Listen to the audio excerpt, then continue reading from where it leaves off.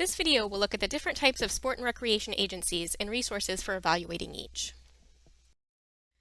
There are three main types of agencies: public, nonprofit, and for-profit. Public agencies provide goods and services that are deemed universally desirable.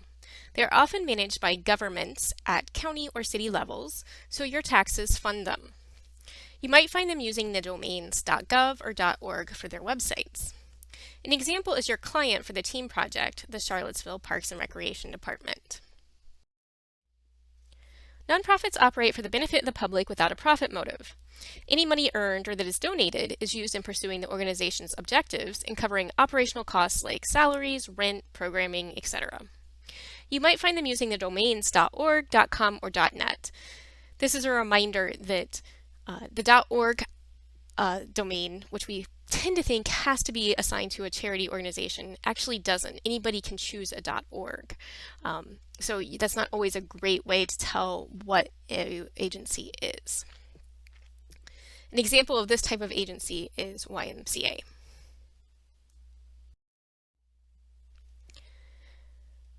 For-profit enterprises earn money by selling a product or service to a specific demographic or niche.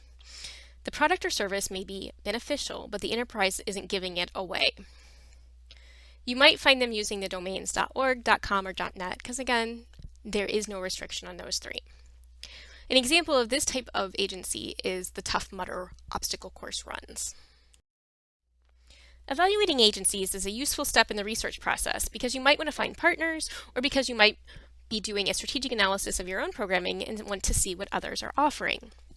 Tools like the Better Business Bureau can help you do this. The BBB helps U.S. consumers find businesses they can trust by grading companies and helping to resolve customer complaints. The complaints here are a little more serious than Facebook or Yelp brands. For instance, I never hire a moving company without checking the BBB first.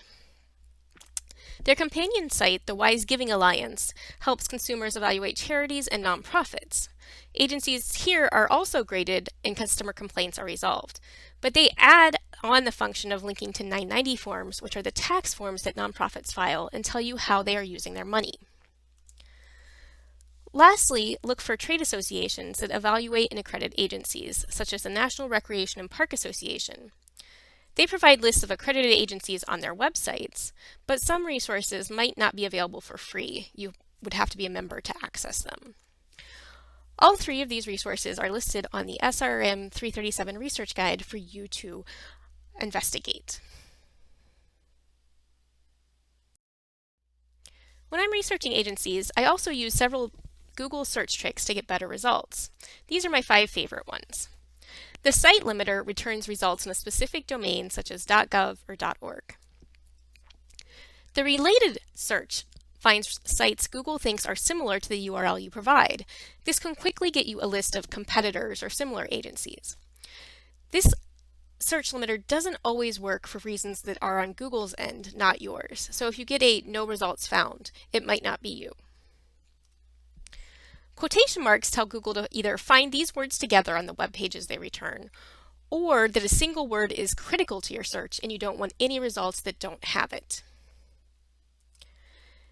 ext limits results to a specific file type like PDFs, PowerPoints, or even Word documents. If you know the extension, you can search it using the ext. The Tools button lets you change to find web pages published or updated recently, such as in the past week, month, or year. You can also choose a custom date range. I know it can be hard to kind of see how these might work without actually trying them, so below this video I've created a document that compares a normal Google search like you might do with. Let's review what we've covered in this video.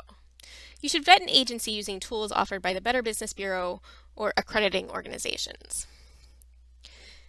You should also try and use Google search tricks to get more relevant results, especially when it comes to investigating your competitors.